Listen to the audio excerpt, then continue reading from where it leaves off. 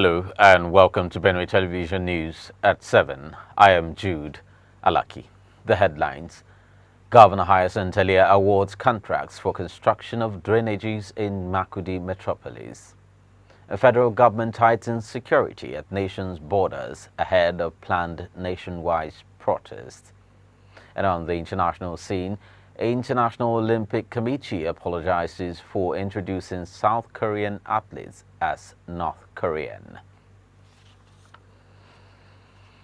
The Benue State government has moved to address the issues of perennial flooding in the state, especially in Makurdi, the state capital.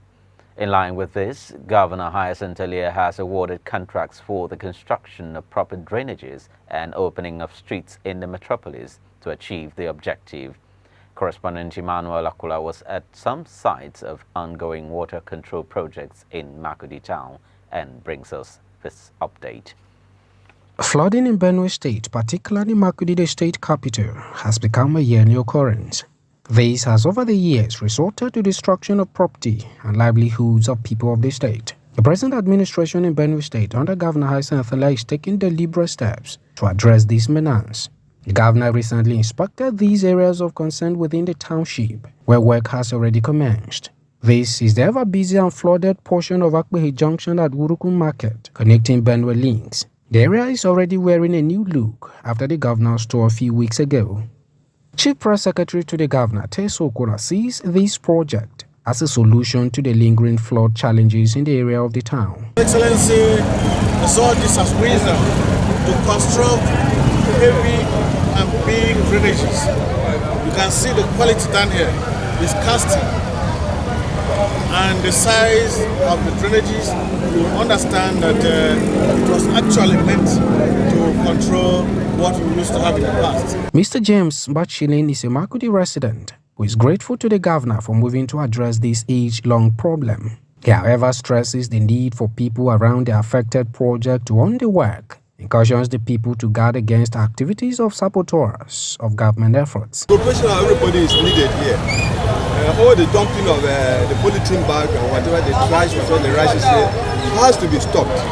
The people that are here, they are benefiting from it, and they should key into that vision and discipline themselves to stop dropping all those garbages here to block it, because they will be the people to suffer at the last. The Ida Erosion Control Project is another effort of the earlier-led administration in the fight against flooding in the metropolis. There is an ongoing construction of a water canal to collect the water aside journalization of Ishabakud Road to make it easy for commuters plying the road and business owners. The Chief Press Secretary again explains the nature of work to be done on the projects. What we are doing now, what His Excellency has directed to be done, is that the people constructing the Ishabakud Road are going to refill this. They will remove all this, they disrupt it, and they will refill the whole place up to that end, so that you have a street clearly carved out.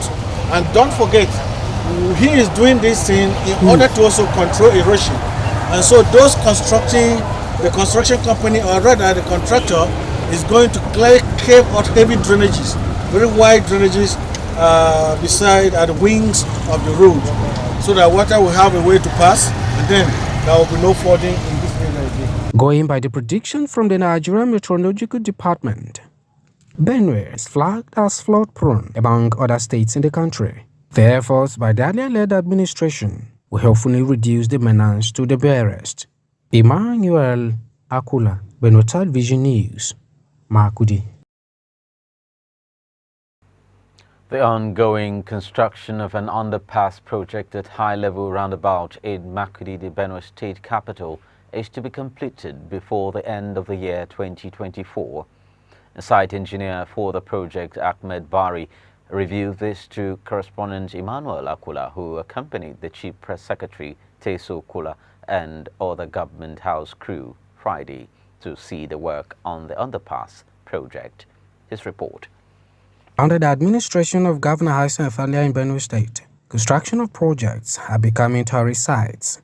Notable among these projects is the construction of an underpass at the high-level roundabout and remodeling of the State Secretariat. Day after day, people come, some as early as dawn, to stare at the ongoing projects.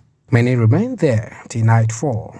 A few months ago, this contract was awarded by the governor alongside other road projects, some which have already been completed. Work on this site is said to be advancing in line with the deadlines given the contractors. Contractors for the underpass confirmed delivery of the project in the next 4 months. They work here road and walls, maybe 3 months, 4 months finish all. And walls, put wall and iron and road, all finished. At the State Secretariat, the head of civil service in the state, Dr. Moses Agbobode, says work has reached 70% completion to provide a more decent working environment for the officers. He confirms, among other innovations, general automation of the Secretariat to check staff attendance to work, the hooking up of the place to a 33 kVA transformer for steady electricity supply, and training programs for the staff to achieve optimal productivity. Before now, the office accommodation has never been very comfortable. It may impress you to know that this edifice is a legacy project of the late Chief Apparel, the first civilian governor of Benue State. Since it was built and commissioned in 1989, over 42 years ago, no renovation has taken place. Chief Press Secretary to the Governor, Teso Kola, who expresses satisfaction with the quality and pace of work at the different projects, mentions huge benefits and impact of these projects to the state when completed. He re-echoes the commitment of his principal, Reverend Father Isaac Thalia, towards ensuring that development is felt in all sectors of the state's economy to improve on the lives of the people. You have an two event centers here, big event centers here. Every time you have an event here, you see a whole lot of this roundabout. That is the hub of economy in this state capital. So by the time this is finished, this is completed, many people will have cause to smile and know that earlier this business. These projects, when completed, will add value to the status of the state, thereby proving the thought of the present administration that a new and better Benue is possible. Emmanuel Akula, Benue Television News, Makudi. Thank you, Emmanuel.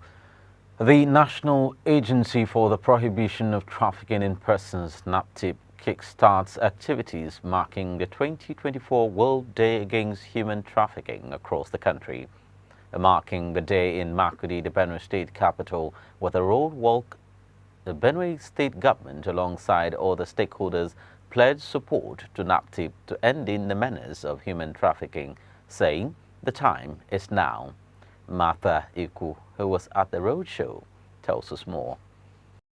The National Agency for the Prohibition of Trafficking in Persons, alongside other security agencies, early hours of Friday, are here at the Ibrahim Badamasi Square in Makudi to begin a roadwork as part of activities marking the 2024 World Day Against Human Trafficking, with the theme "Leave No Child Behind" in the fight against human trafficking. Efforts to stop trafficking of persons over the years have continued, and this roadwork is part of such efforts to sensitize the public to saying no to human trafficking. Benue State is one of the states that has suffered the effect of human adoption, with the recent trafficking of some young teenagers from the state to Côte d'Ivoire, making the sensitization of great importance. Stakeholders, one after the other, bear their minds on the issue of human trafficking, saying all hands must be on deck to expose any acts of trafficking. The State Attorney General and Commissioner for Justice and Public Order, Fidelis Nim, who was also part of the roadwork from IBB Square to Benue Links Park, said every child must be protected. The AG, represented by staff of the ministry, Mrs. Doshima Otsega, said the menace of human trafficking is a call to action. Our shared mission is clear: to shine a spotlight on the scourge of human trafficking, and more specifically, to intensify our efforts to combat child trafficking. This year's theme, "Leave No Child Behind," is not merely a call to action. It is a commitment to a future where every child is protected, valued, and free from exploitation. Governments and organizations must work together to create a safer environment for children. We need to ensure that justice systems are equipped to deal with trafficking cases effectively. and that perpetrators face appropriate consequences. The special advisor to the Benue State Governor on Security and Internal Affairs, Joseph Ha, assured the state government will not support anyone ready to engage in the acts of human trafficking. Aligning with you on this occasion as a government to tell you the position of the Benue State government. The state condemns totally anything human trafficking. And my principal, Reverend Father Hyacinth Maria, we never support anyone that wants to traffic any person.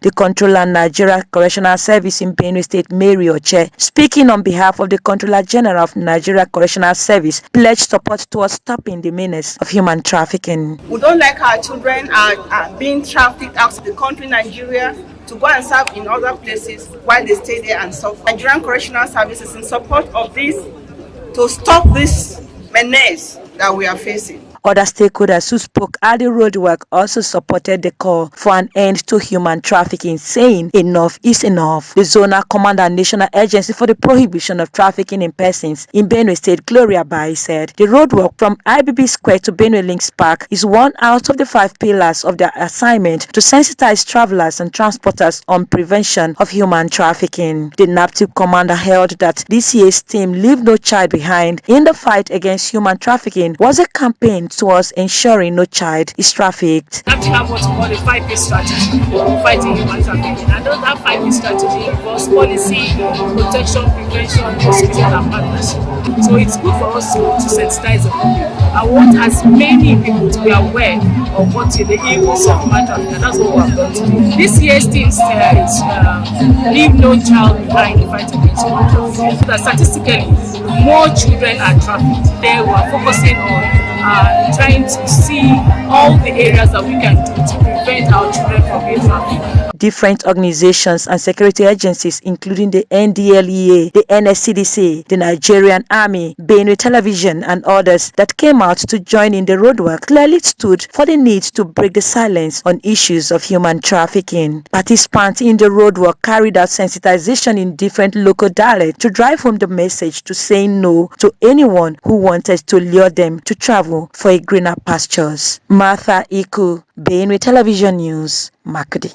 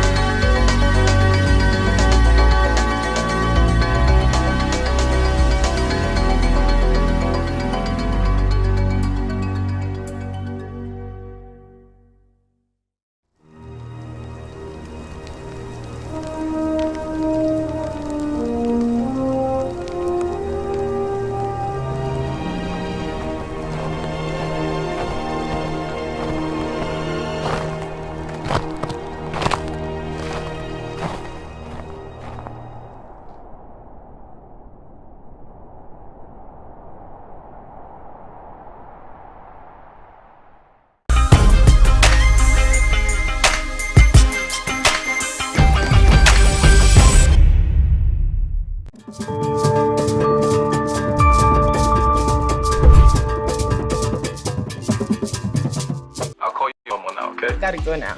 Okay, why don't you hang up? No, you hang up. You're the one who's gonna eat now. You need to hang up now. No, I dare you to hang up. You want me to hang up? You really need to hang up now. No, you hang up, you hang up. No, you hang up. I have to go. Do you really want me to hang up? Let's switch to a video call so I can see your face.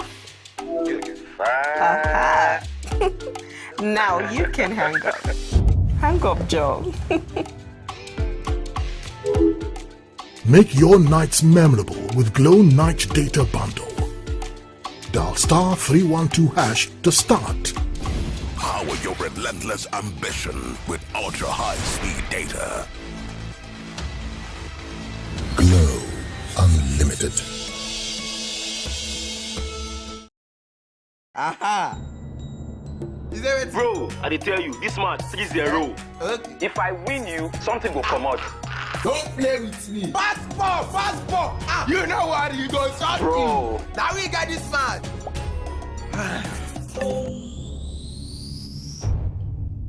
Keep the banter going. Glow. Borrow me credit and data. Dial *303# to borrow airtime or data and pay later. Is there ready? Go on, no one Only one thing at 3. Power your relentless ambition with ultra high speed data. Glow Unlimited.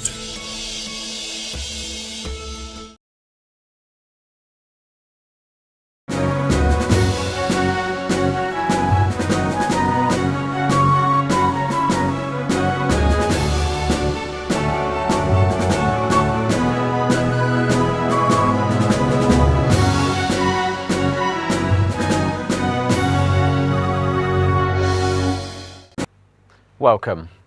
A managing director of Benue Investment and Property Company Limited BIPC, Dr. Raymond Asemaka, has said the company is on an industrial revolutionary drive to reactivate dormant businesses with prospects in the state.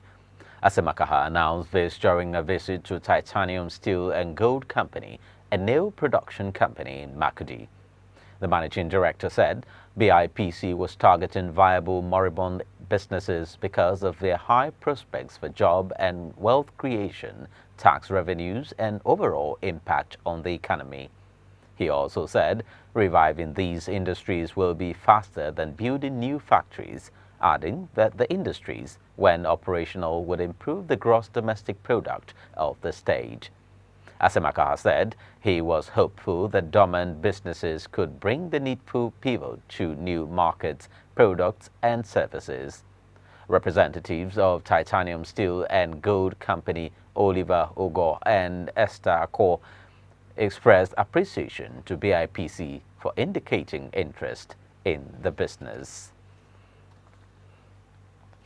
Ahead of the planned nationwide process against bad governance, the federal government has tightened security at all the nation's borders. Controller General of Immigration Service Kemi Nandap gave the order to all zonal heads, state command controllers, and divisional immigration officers of the service across the country. A service spokesman, DCI Kenneth Udo, said the directive is to ensure that foreign elements do not come into the country to participate in the protest. According to the statement, all concerned have been directed to be extra vigilant and intensify surveillance in view of the planned nationwide protest by some groups. Udo noted that in keeping with the responsibility of safeguarding the nation's gateways, officers, especially heads of border commands, are tasked to rise to the occasion by ensuring that no foreign elements can take advantage of the protest to destabilize the country.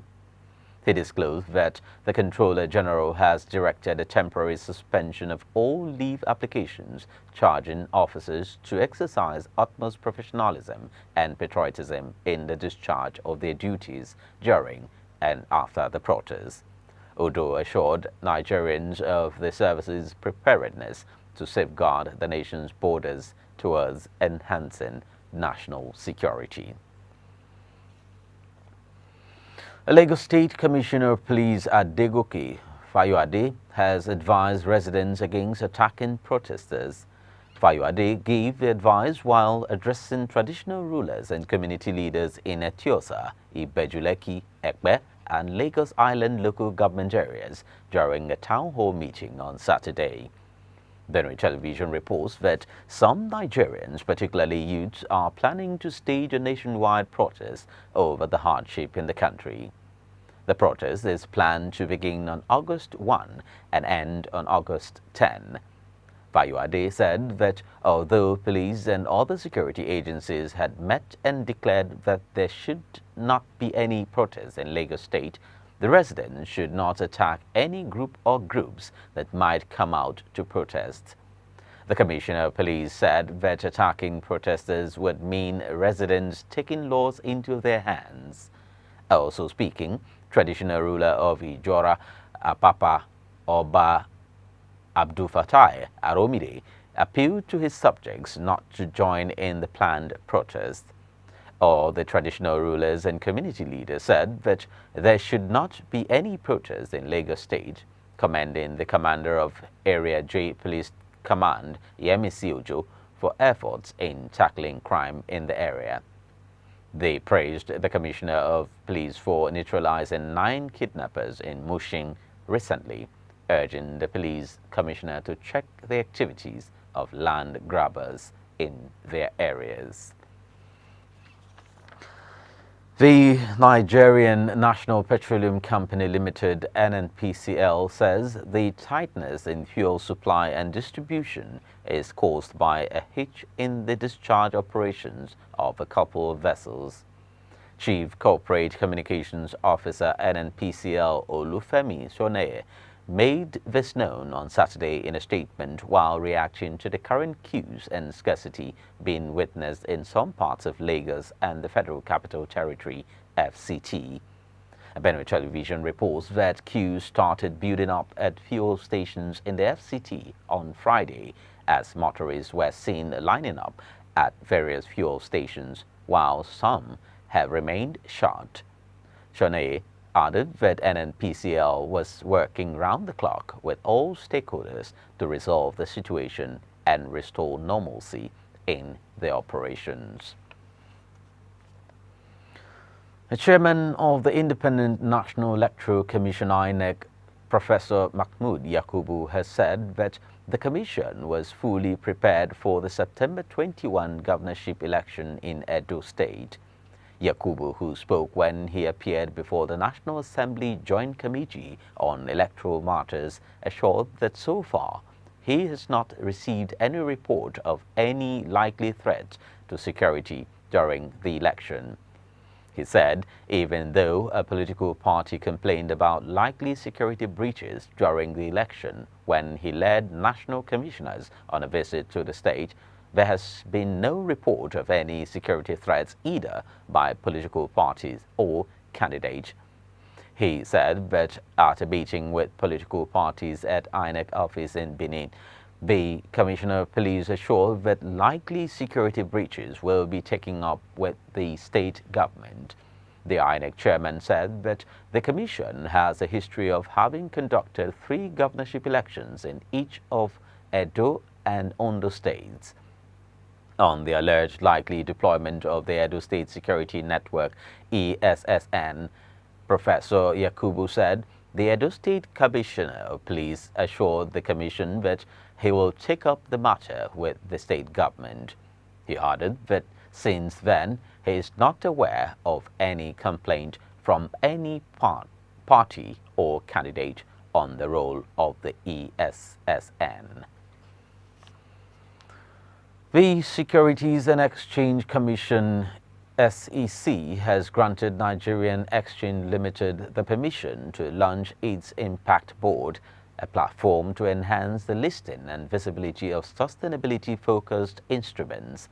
In a statement made available to newsmen on Saturday, the initiative was announced during a closing gong ceremony in Lagos. According to the statement, the Nigerian Exchange Limited Impact Board is designed to cater for green financial products, address climate change, and promote sustainable economic practices. The ceremony, which was held at the Nigerian Exchange Limited headquarters, featured attendees including the Minister of Environment and co-chair of the Green Bond Advisory Group meeting, Balarabe Lawal, who underscored the importance of the initiative, particularly as the government prepares for a proposed green bond issuance aimed at furthering environmental sustainability. A Director General of SEC, Momotimi Agama, emphasized the regulatory body's support for innovations that advance sustainability and drive responsible investment practices in Nigeria's capital market. A Group Managing Director of Nigerian Exchange Limited, Temi Bokbola, stressed that the Impact Board will enhance transparency and accountability in sustainability investments, fostering trust and confidence among investors. He added that the approval and launch of the Nigerian Exchange Limited Impact Board represents a step forward in Nigeria's financial sector, positioning the country as a leader in sustainable finance in the region. Let's take a break. We'll come back with stories from the international scene. Do stay.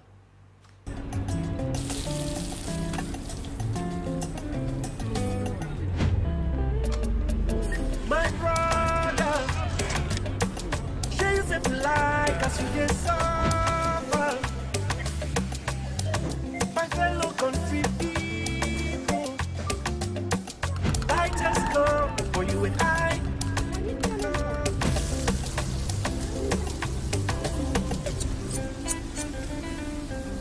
Before you joke on, just life no suppose act like this, and that now why millions of Nigerians they pay for everything with mobile. Dial *671# or download the new mobile app make you follow enjoy this better life.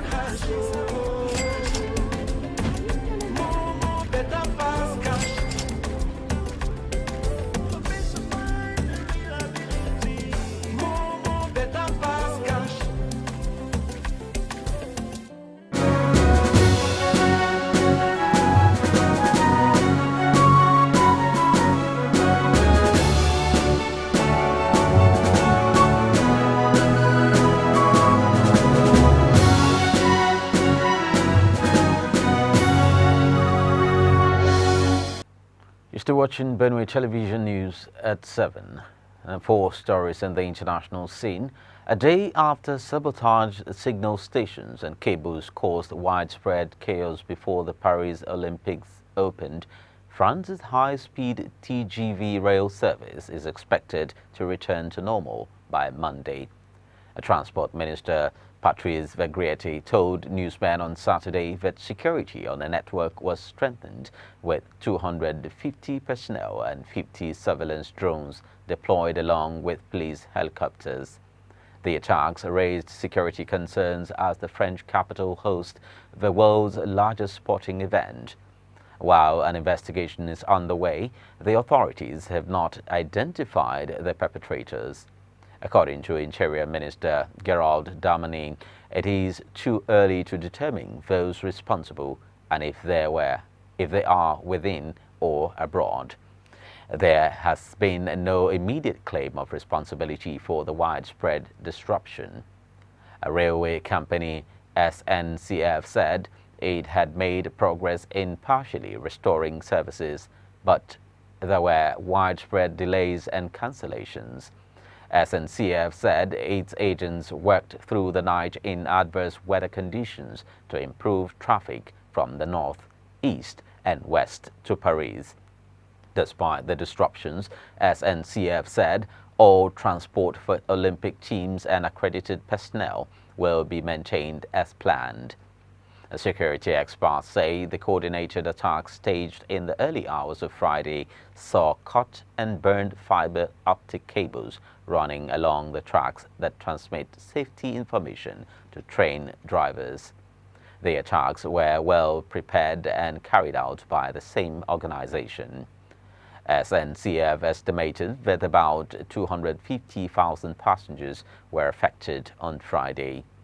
Many travelers were on their way to Paris for the start of the Olympics, while others were hoping to travel in the opposite direction to start their summer holidays. The International Olympic Committee, IOC, has apologized after mistakenly introducing the South Korean team as North Korean during the opening ceremony of the Paris Olympics. Sailing down the River Seine in the French capital like other delegations, the South Korean team was introduced as representatives of the Democratic People's Republic of Korea, the official name for North Korea, both in English and French. The announcer used the same introduction for the North Korean delegation. The IOC apologized for the mistake in a post on its Korean language X account after the error caused displeasure among South Koreans. IOC President Thomas Bach also spoke with South Korean President Yoon Suk-yeol on Saturday to convey an apology. Yoon told him that such mistakes should not be repeated, conveying his wishes for a successful event. Yoon also said that the people of South Korea, which has hosted Summer and Winter Olympic Games, were surprised and baffled. And South Korea's delegation includes 143 athletes competing in 21 events. And North Korea, which is returning to the Games for the first time since Rio 2016, has sent 16 athletes.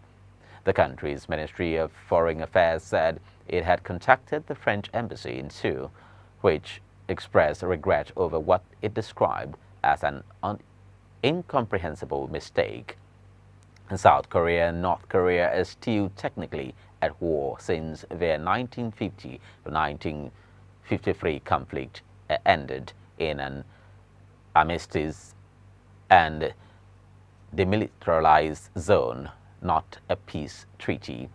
Tensions between the Koreas have been flaring in recent months, with the two also suspending a key 2018 military agreement.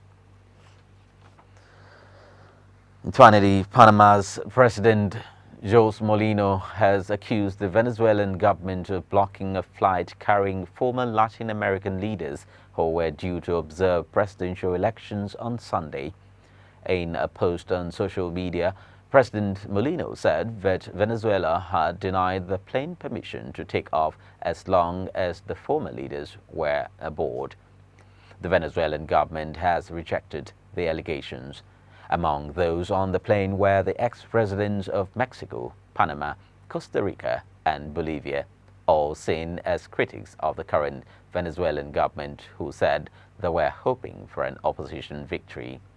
Last year, Maduro agreed to allow international observers to be present in this election, resulting in a temporary easing of United States sanctions. However, last week, Venezuela issued a decree restricting travel across the country's border from Friday, a move it said was intended to protect the election. According to analysts, there have been a string of similar crackdowns, prompting concern that Venezuela is blocking access to international observers. A chairman of the National Electoral Council, Elvis Amoroso, has been accused of uninviting European Union officials who were due to watch the vote.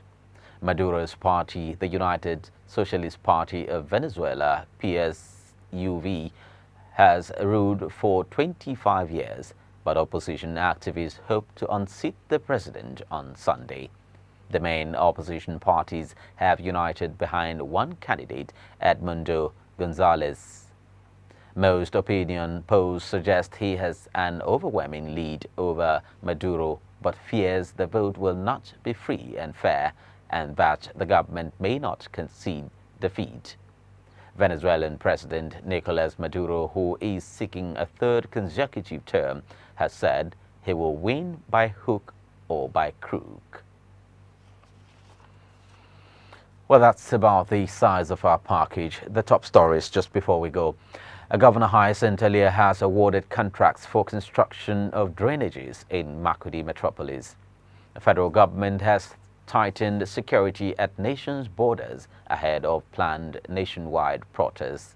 And on the international scene, we told you that the International Olympic Committee has apologized for introducing South Korean athletes as North Korean. Many thanks for your attention. My name is Jude Alaki, wishing you a beautiful weekend.